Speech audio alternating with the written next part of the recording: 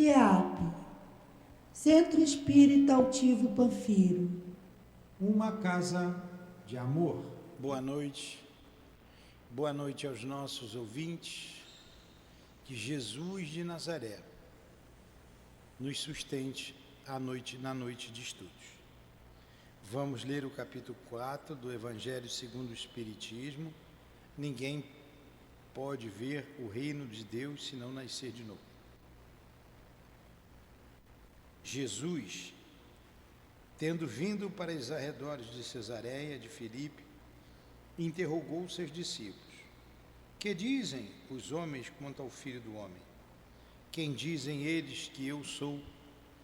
E os discípulos lhes responderam: uns afirmam que és João Batista, outro que és Elias, outros que és Jeremias ou algum dos profetas. Jesus lhes disse: e vós, quem dizeis que eu sou?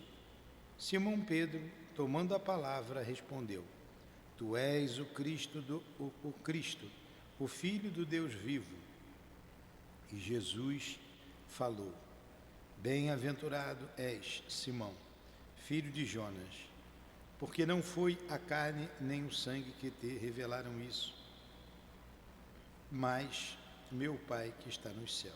Mateus. Jesus, aqui nos reunimos em teu nome e em nome de Deus, mais uma vez, para estudarmos a doutrina espírita em nossa casa de amor. Abençoa-nos, Senhor.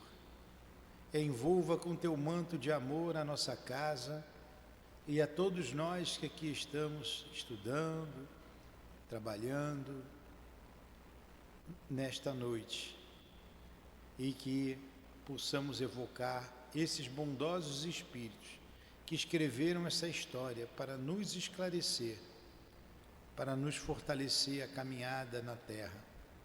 A irmã Ivone, o querido irmão Charles, e aqui nos encontramos em nome desses irmãos queridos, em nome do amor,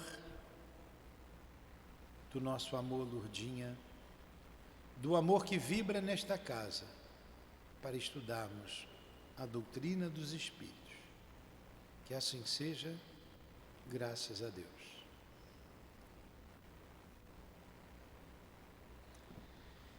Então vamos lá.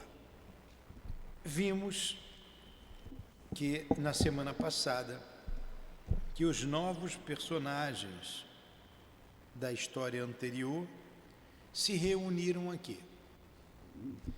E vamos ver quem é hoje, como ele disse aqui, a bastarda de Saint-Nesbourg, não é? Vimos semana passada que Henri de Noumier é um homem rico, um homem muito rico, irmão de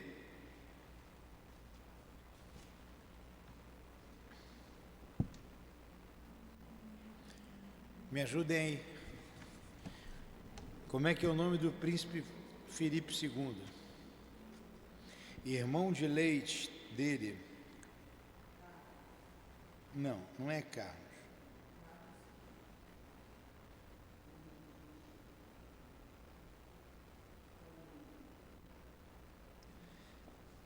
Eu vou ver aqui e vou dizer para vocês. Vimos que Bertie já tinha separado de Henrique.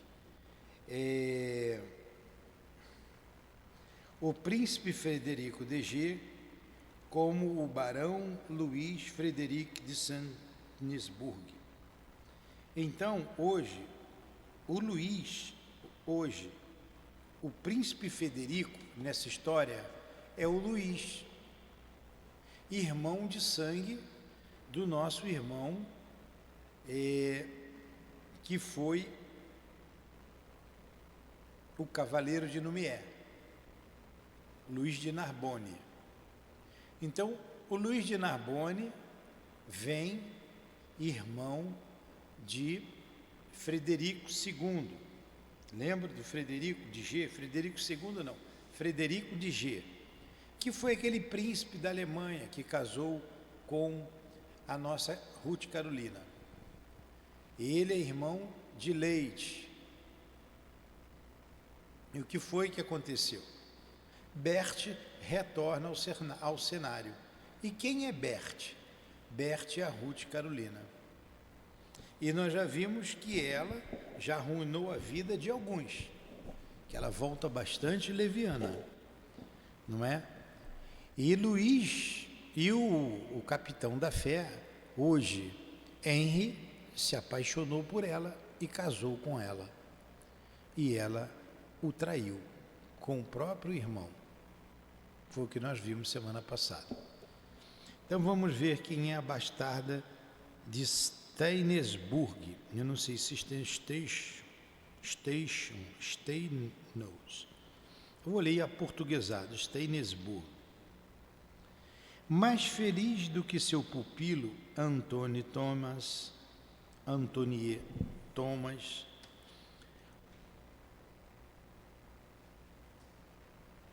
o padre Tom, como era chamado, Rômulo del Ambrosini, convencera Henry a retirar-se do antro de vícios que era a taverna de Mestre Félix, pondo assim termo às libações de vinho e de cidra de que o jovem vinha abusando desde a manhã. E por que ele estava ali bebendo na taverna?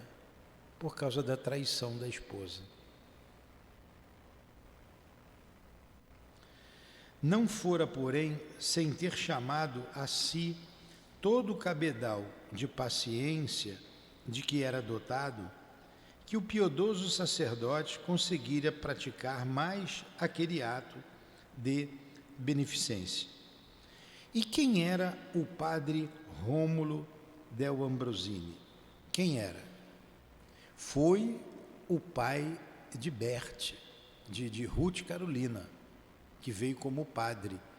E também na vida espiritual, pai do Luís de Narbonne, esse mesmo que agora anima o personagem Henry de Lumière, o mesmo.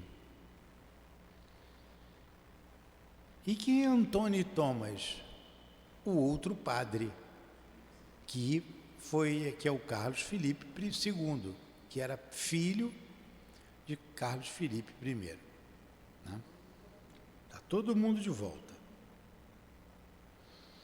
Amparado pelos dois virtuosos amigos, a dizer banalidades e extravagâncias que causariam riso a qualquer outros que não fossem aqueles dois corações serviçais, o cavaleiro de Lumière deixou-se guiar para a própria residência, na quinta de sua propriedade, onde foi recebido por sua mãe, que passara o dia a desfazer-se em lágrimas.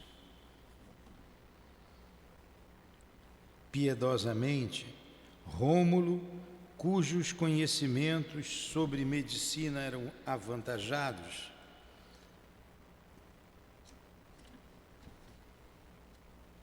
quem era a mãe de Henry? Foi a Dama Blandina. Lembra da Dama Blandina? Que ajudou muito Ruth Carolina?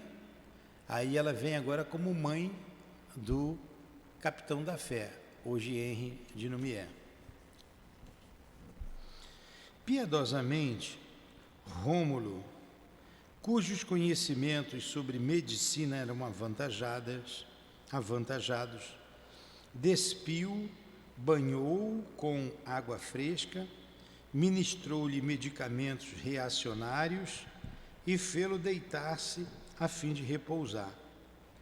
Tom auxiliava-o em silêncio.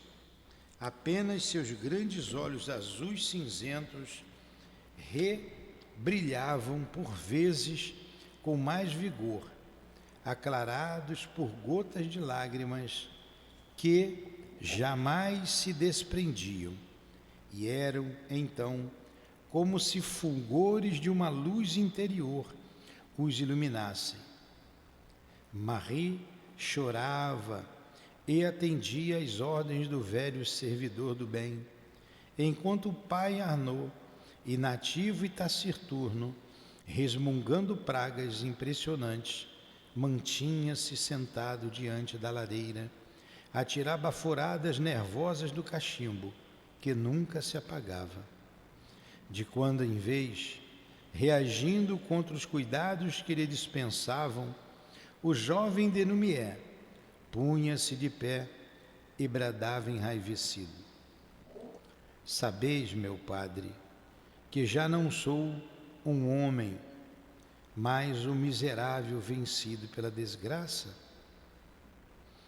O que ainda me anima a viver é o desejo de algum dia encontrá-los e embriagar-me no sangue maldito daqueles dois cúmplices. Julgaram que, por ser eu um provinciano, um aldeão elevado à honra militar pelo favor dos grandes, não reagiria contra o infame colasso que me desbaratou o lar. Oh, não possuem também sentimentos de honra os homens do campo? Não possuem coração para também amar suas esposas? E não se devotam porventura mais que os fidalgos às suas famílias, por elas tudo o que têm de melhor sacrificando? Mas assim não pensam os senhores de castelos e palácios, e por isso jurei a mim mesmo lembrar-lhes tudo isso, através de uma desforra que ficará memorável nestas boas terras de Flandres. Aliciei, por enquanto, 250 jovens soldados como eu. São valentes e destros, mas faltam cavalos. Com um pouco mais de recursos que arranjarei sozinho, arrasarei castelos e vilarejos, massacrarei fidalgos, incendiarei searas e messes. Enquanto o não fizer, não deixarei a cidra nem o vinho, meu padre. Mas só o vinho não me sacia. Preciso do sangue da vingança.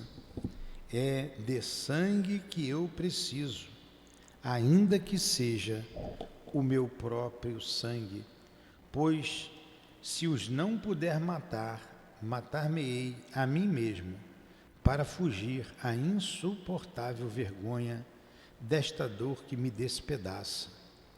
Oh, dor infame, dor da desonra e do opróbrio, que te suporto assim. Pouco a pouco, no entanto, serenou e deixou-se cair exausto sobre o leito macio, carinhosamente amparado pelo desvelo de Rômulo e de Marie. Marie é a mãe dele. Sono pesado, seguiu-se. A respiração forte e ininterrupta atestava que o espírito atribulado encontrara tréguas para as angústias diárias, durante algumas horas em que o corpo repousasse. Então, quem é esse? Esse Henri é o marido traído. 20 anos antes dos acontecimentos que acabamos de narrar, vivia na aldeia de Stanisburg uma jovem camponesa portadora de grande beleza e graça cativante. Chamava-se Berthe Fouché e contava somente 18 primaveras, quando se iniciou o drama de sua vida. Loura, risonha e franzina, delicada de maneiras, dir-se-ia antes uma princesa que se ocultasse sob os trajes grosseiros do campo.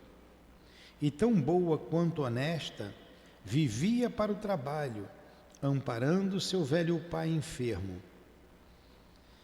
E descuidada do futuro, a esperar os esponsais, sem todavia resolver-se a aceitar as propostas que honrados mancebos da região depunham a seus pés. O castelo de Stanisburg, como sabemos, era habitado pelo barão Frederic, cuja esposa Claire de Somerville fora cognominada Anjo dos Pobres pelos habitantes da região, graças às boas qualidades que exornavam o seu espírito. Berthe Fouché era protegida da baronesa Claire, que a empregara como sua roupeira em substituição a Marie Numier, que se retirara para sua herdade, ao passo que lhe confiava também mistérios finos, tais como confecções de rendas, bordados e tapeçarias, tão apreciados em toda a Flandres. Berthe adaptava-se aos delicados afazeres, educava-se no convívio de tão boa sociedade e servia a sua senhora com atenções filiais, reconhecida pelos benefícios recebidos.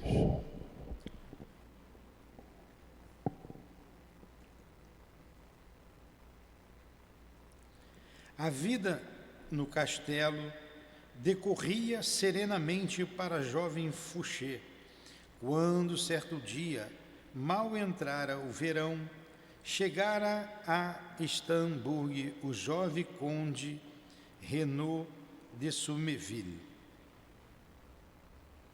irmão da baronesa, o qual não atingira ainda os 25 anos de idade, e era impetuoso e displicente, como conviria aos de sua classe.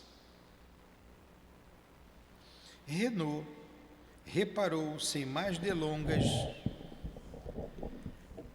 na suave graça que se irradiava da roupeira de sua irmã. O coração ardoroso pulsava-lhe com violência ao contemplá-la. Rosa, casta e gentil, baixando os grandes olhos azuis ao fulgor das ardências dos dele.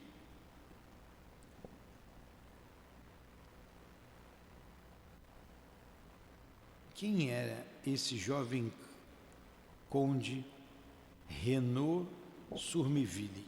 Quem era? Vamos ver aqui.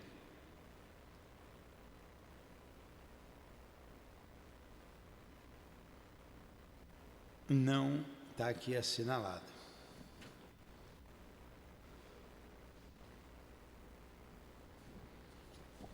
Mas vamos lá, vamos continuar o estudo.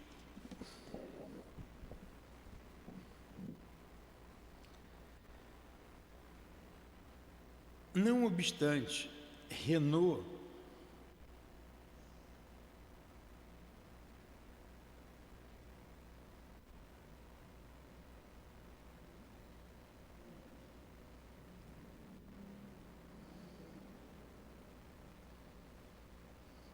vamos lá, modesta, Berthe Fouché evitava-o, medindo a distância que ia da sua condição humilde à nobreza do conde, e não desejando encurtá-la à custa de um erro. Não obstante, Renaud, insípido no campo, deixou-se avassalar de singular paixão e entrou a assediar com insistência a humilde flor campestre, que lutava contra o amor e a sedução, com quantas forças lhe permitiam a sua inexperiência de donzela simplória e as ânsias da mocidade cheia de sonhos e arrebatadores desejos. Mas em tão melindrosa e absorvente luta, um dos dois comparsas fatalmente seria vencido.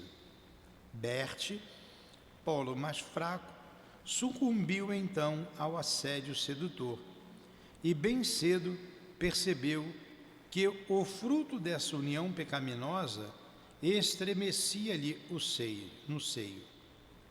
Como sempre, seguiram-se lágrimas em presença do sedutor, rogos, protestos, discussões que obtiveram como covarde arremate o abandono da parte mais fraca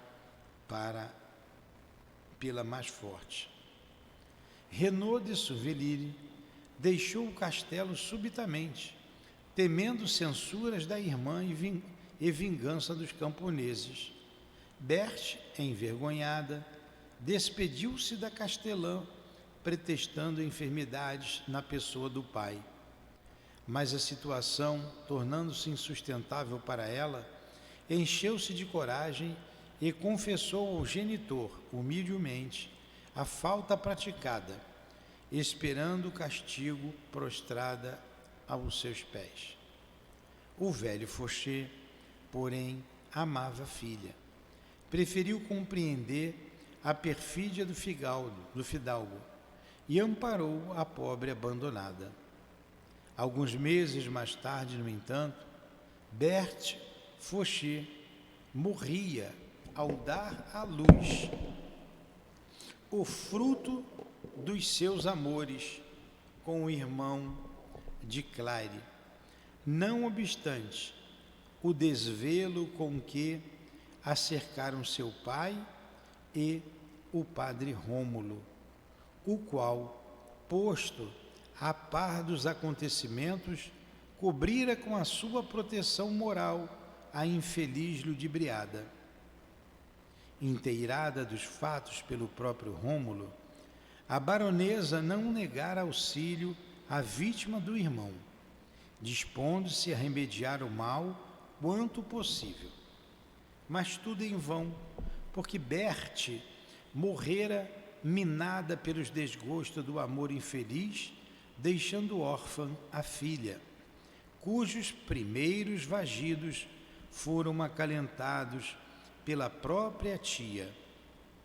Batizada dias depois com o nome de sua mãe, a criança fora imediatamente adotada pela piedade dessa mesma tia, Claire de Souvelire, Stanisburg, que a levara para o castelo radiante pela posse da filha que o céu lhe concedera. Vocês estão entendendo a história? Dá para entender? Está entendendo? Não. Essa ele está contando como ela nasceu.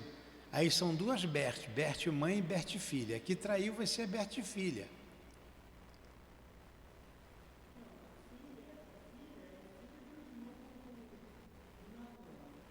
Vamos lá.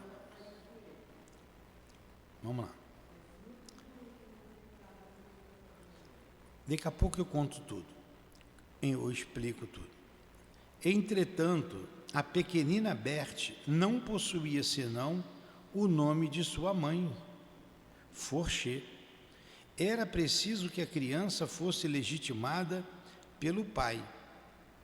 A custo, Claire conseguira que seu irmão concedesse uma carta de permissão à filha para usar o seu nome, sem contudo legitimá-la, o que fez com que passasse a chamar-se Berthe de Somerville.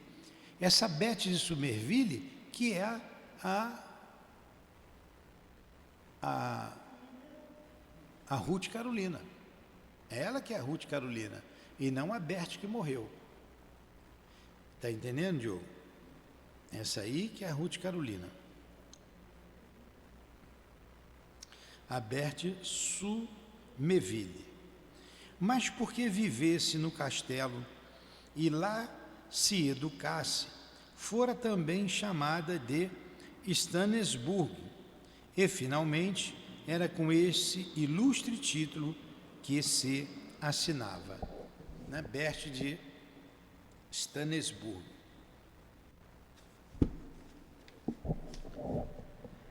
Dando-lhe o nome Renaud, não lhe concederam o título de condessa, e a criança, por conseguinte, nada mais era que uma bastarda agraciada com o favor do nome do pai.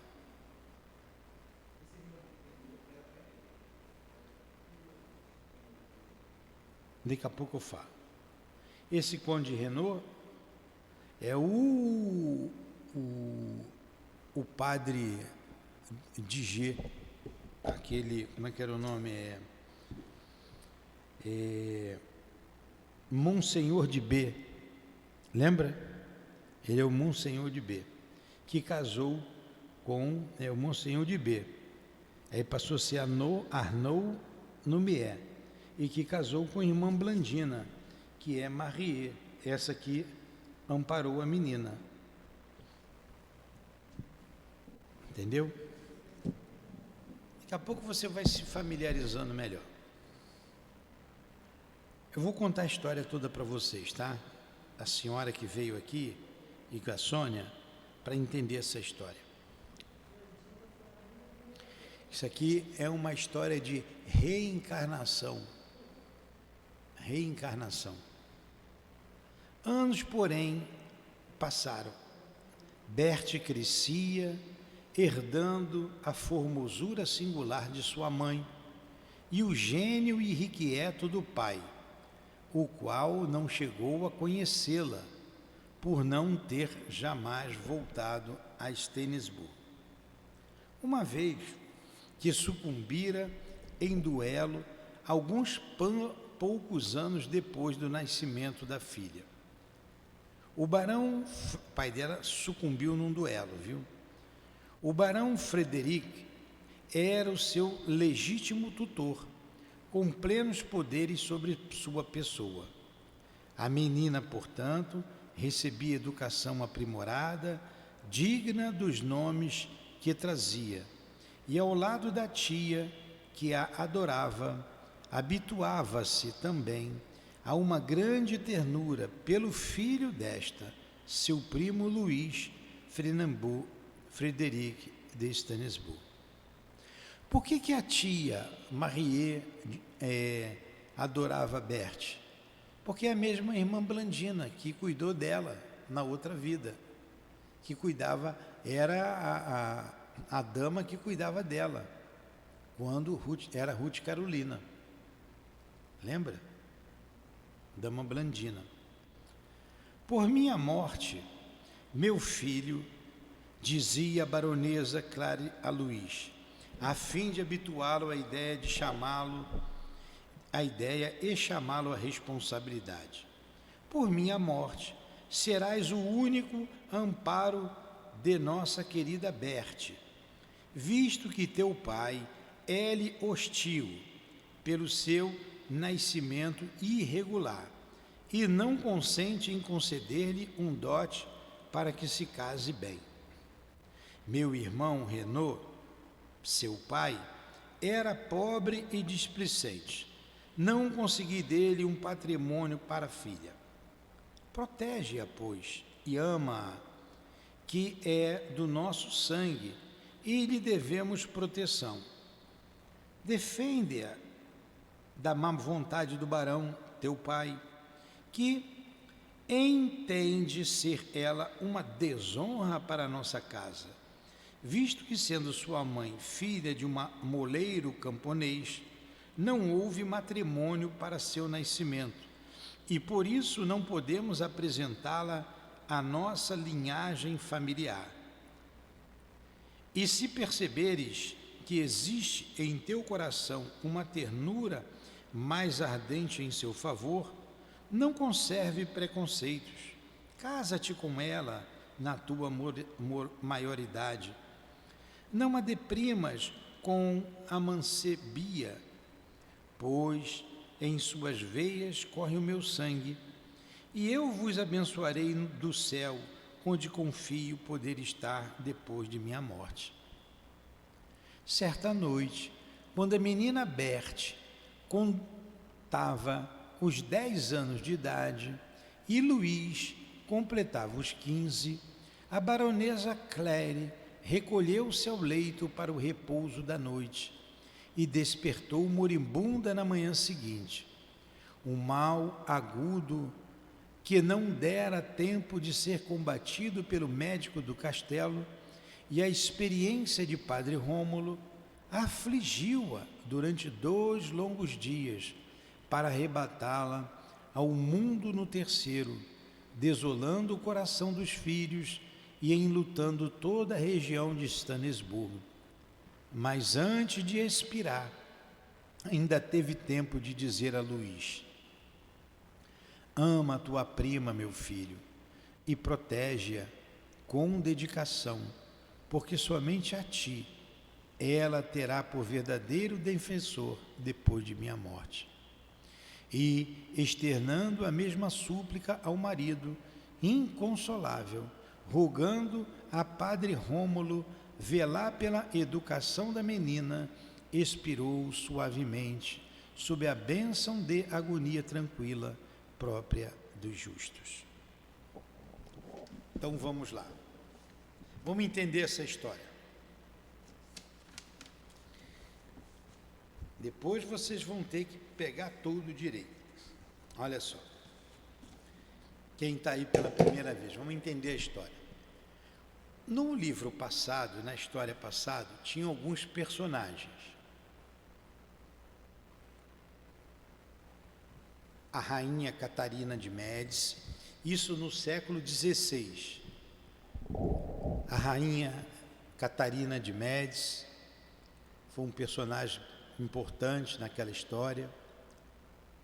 A família de La Chapelle eram 5 irmãos e uma irmã, 5 homens e uma mulher, uma menina, pai, mãe e 6 filhos.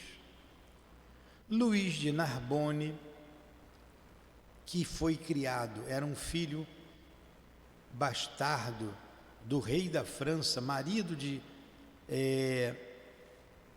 Catarina de Médici, e foi criado por Monsenhor de B, um padre, e foi criado dentro de um convento. E tudo indicava que ele seria ordenado padre. Ele estava nessa linha.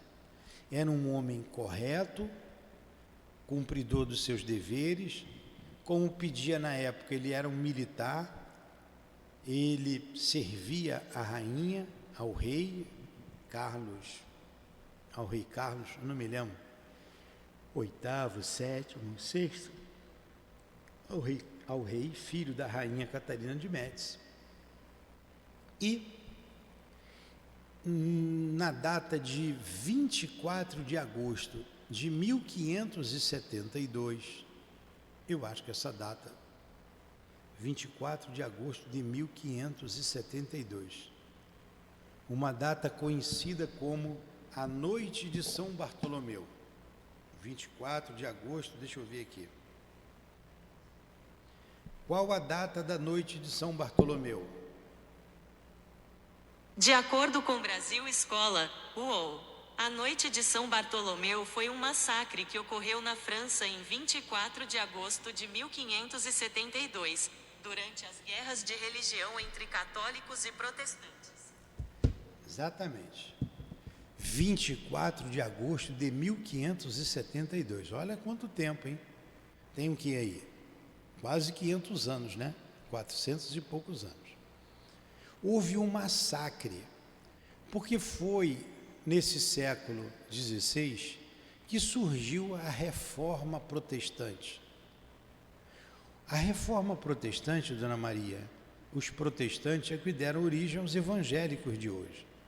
Então teve 2 padres da Igreja Católica que não concordavam com a Igreja, com a cobrança das indulgências, com alguns dos dogmas, enfim. Então, eles se ressurgiram contra a igreja, eu não aceito isso, e fundaram o protestantismo. Protesto, eles protestaram. E esses dois mais importantes são conhecidos até hoje como Martinho Lutero e Calvin. Martinho Lutero fez essa reforma protestante na Alemanha e Calvin na França. Isso revoltou alguns católicos, revoltou os católicos, o clero revoltou. E foram tomar medidas contra esses protestantes. Eu só vou contar a história e vou ter que parar, tá? Não vou ler mais hoje, para vocês entenderem. E dentre esses, tinha um católico chamado Luís de Narbonne, esse homem sério, esse homem cumpridor dos seus deveres, porém um fanático religioso. Ele era fanático. Ele, como militar, liderou essa campanha contra os protestantes.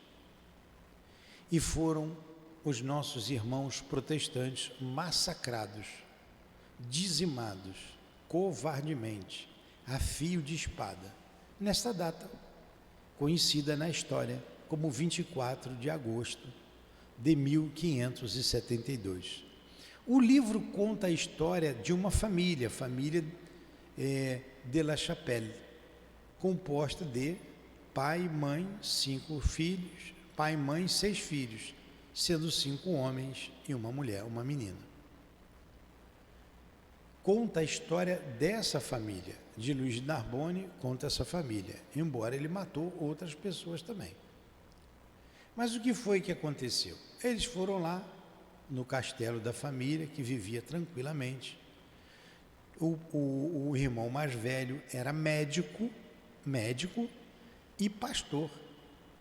E ele fazia um culto cristão no castelo, abertamente, sem seguir os cânones, sem seguir as orientações da Igreja Católica. Ele foi considerado, então, junto com a família, um herege. Herege era aquele que cometia heresia. E os hereges eram simplesmente pessoas que não seguiam a Igreja Católica, não seguiu o que a Igreja mandava, herege. E os hereges eram punidos com a morte. E ele foi e dizimou toda a família a fio de espada. Os 5 irmãos, com as 5 esposas, as crianças, filhas desses 5 irmãos, várias crianças, e os camponeses que estavam com eles foram massacrados. A menina não, porque a menina estava na casa da noiva do irmão mais velho. O irmão a levou para lá para protegê-la e ela escapou. A noiva do irmão mais velho, ela não está aqui nessa história seguinte, se chamava Otília de Louvigny. Otília resolveu se vingar e fez a cabeça da menina, que se chamava Ruth Carolina. E disse: Ruth, você é muito bonita, você é linda. Eu conheço bem o castelo, porque meu irmão serve a rainha. E contou para ela como funcionava a rainha com seus súditos, como funcionava o castelo, e a instruiu. Ela, muito inteligente, compreendeu rapidamente, e a menina já estava doente. Ela disse assim: você vai vingar o nosso Luís, teu irmão, meu noivo. Mesmo morta, eu vou te inspirar a fazer isso. Você vai conquistar Luís de Narbonne. Ele é um fanático, eu sei quem bem ele é, nunca se envolveu com nenhuma mulher. Vai ser fácil você seduzi-lo. Enfim, montou um plano, olha, eu estou para morrer mesmo, eu já estou doente, você vai herdar o meu nome, porque meu irmão não está aqui, ele foi para a Espanha, e você tem que ser rápida. Você se insinua à luz de Narbonne, você terá tudo que eu tenho será seu, e ela era muito rica, eu tenho uma casa em Paris, você vai para lá, que lá você vai encontrar a luz de Narbonne. E assim foi feito. Ela se insinua, o homem é bobo mesmo, né? Não pode ver um rabo de saia, né? Bonito, bonito.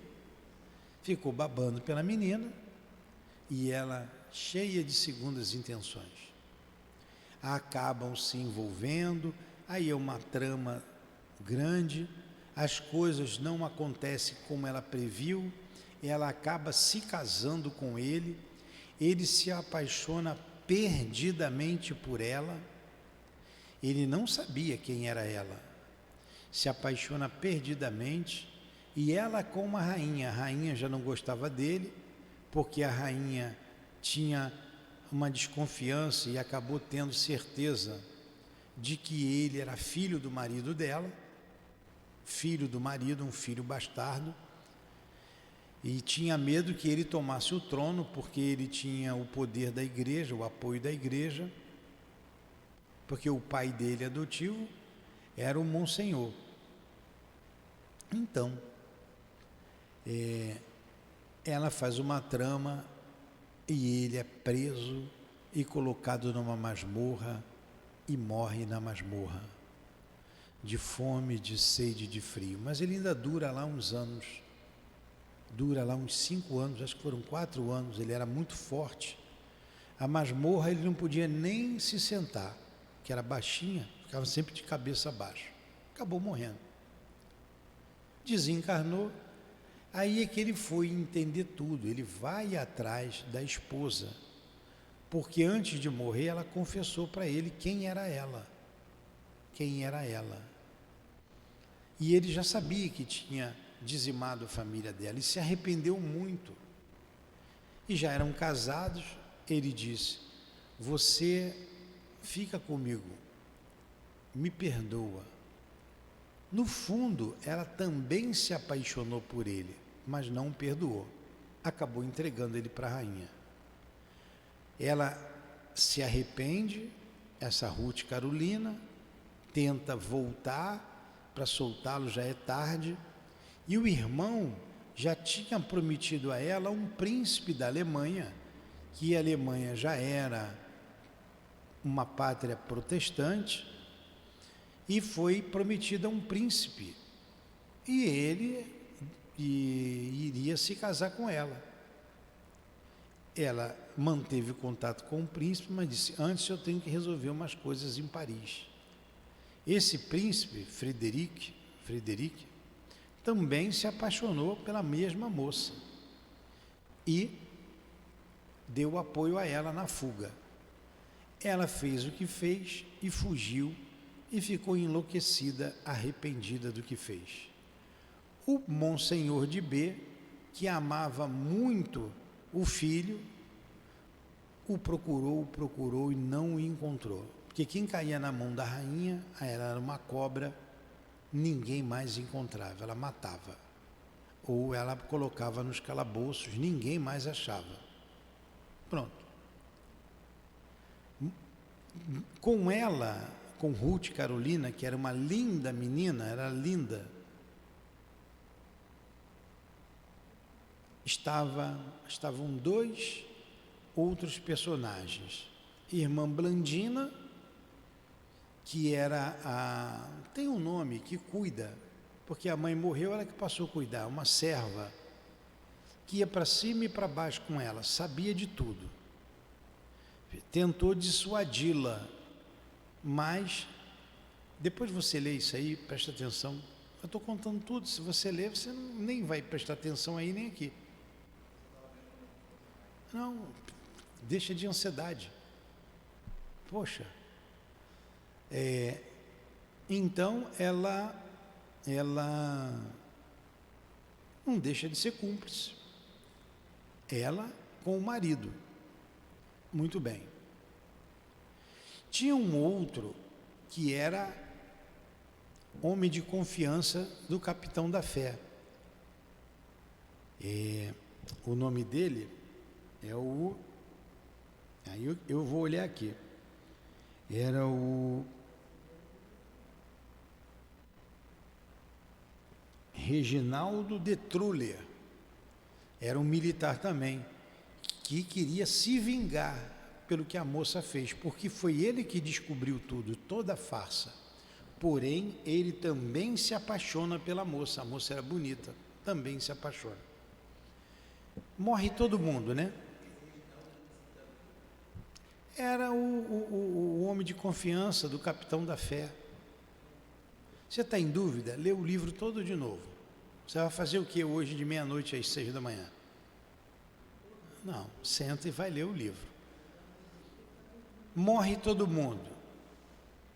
Morreu todo mundo. O capitão da fé, Ruth Carolina, Blandina, o Monsenhor de B, todo mundo vai para o plano espiritual.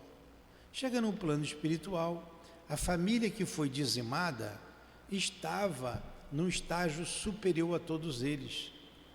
E o capitão da fé reconheceu a família que ele trucidou, e aquela família também era a família dele, aquela era a mãe dele, o pai era aquele, o pai dele, aqueles irmãos, aqueles filhos eram irmãos dele, e ele fica quase que enlouquecido com a família.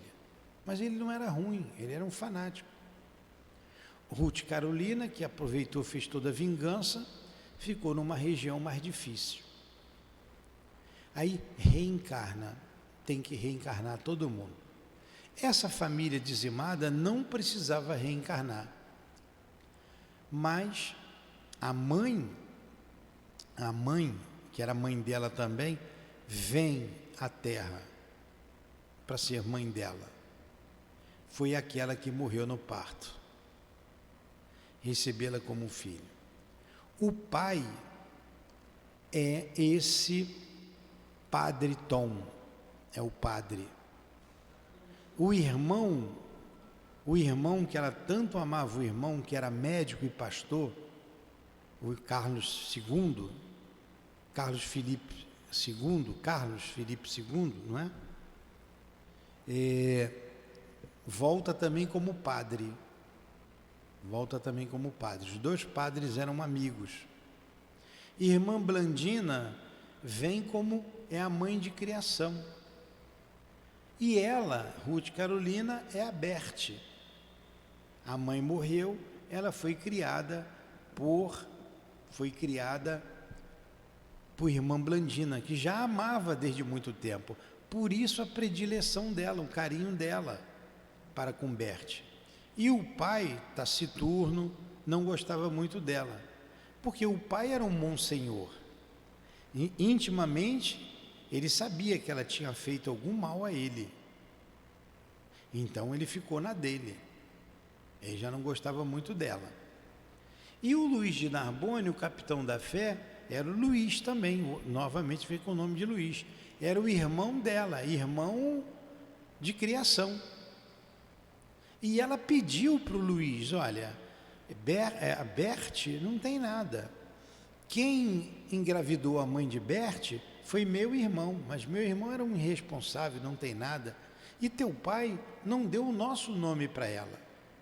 Então, ama Berthe. E se ela quiser se casar com você, case com ela e a proteja. Eu, aonde estiver, vou abençoar vocês. Então, a mãe morreu, pedindo ao filho que, se possível, se casasse com a menina de criação. Embora o pai fosse contra tudo. Ela falou assim, teu pai não gosta dela, não quer dar apoio para ela. Mas olha quem era o pai. O Monsenhor de B, que ela enganou e fez sofrer. E a mãe, que a amava, irmã Blandina, que continuou amando. Então, estão os três ali, Monsenhor de B, pai de criação e pai do capitão da fé, que agora é Luís, Irmã Blandina, que desencarna, e Berte, que é a Ruth Carolina. Entendeu? Entenderam? Essa é a história. Então ele contou aqui, nesse capítulo que a gente leu, essa história. Nos capítulos anteriores, já mostrou que ela é sedutora e leviana. Sedutora e leviana.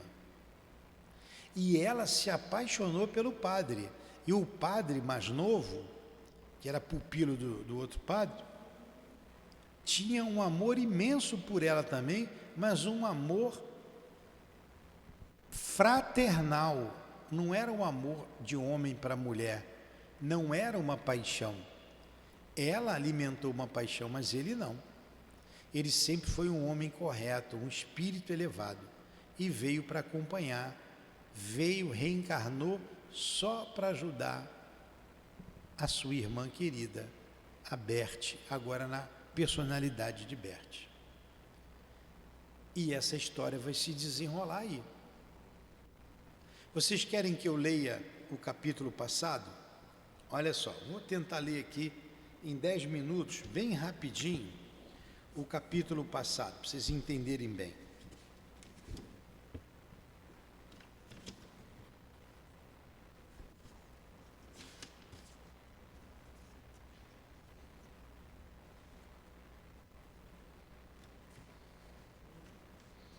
Ó, o primeiro capítulo, intitulado Amor Espiritual.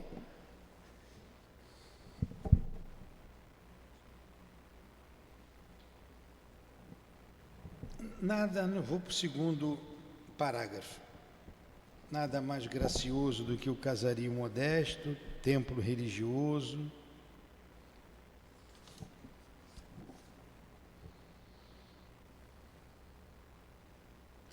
O padre Rômulo del Lambrosini era o pastor espiritual das simplórias ovelhas de Stenensburg.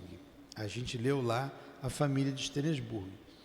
E suas aldeias satélites, aldeias de Numier e Fontaine. Oriundo de uma família de nobres romanos, bem cedo abandonara ele o esplendor do ambiente em que nascera, pelo duro ministério de nortear almas rebeladas para o aprisco do Senhor. Então, Padre Rômulo já era virtuoso e modesto. Olha, vamos fazer o seguinte.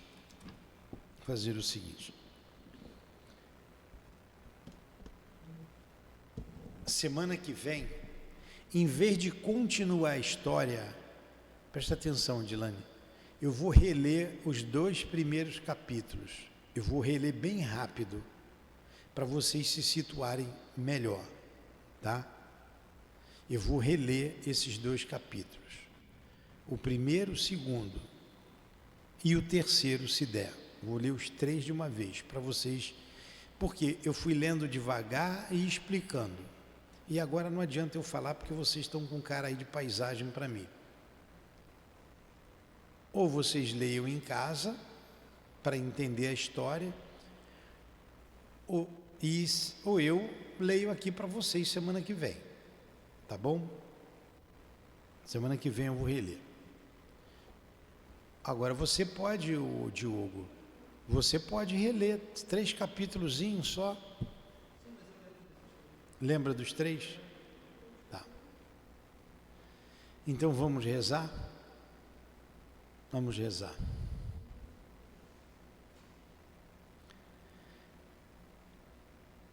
Mestre Jesus, muito obrigado pela tarde e noite de estudos. Muito obrigado a Dona Ivone pela inspiração, o Charles, muito obrigado. Que Deus abençoe vocês. Muito obrigado ao Altivo e a todos os espíritos que estão nos sustentando no estudo desta noite. Que seja em nome do amor e que o amor una essas almas que fazem parte dessa história tão dolorosa de amor, em nome do nosso amor, Lourdinha, do amor de Jesus Cristo e do amor de Deus acima de tudo, damos por encerrado os estudos da noite de hoje. Que assim seja. Graças a Deus.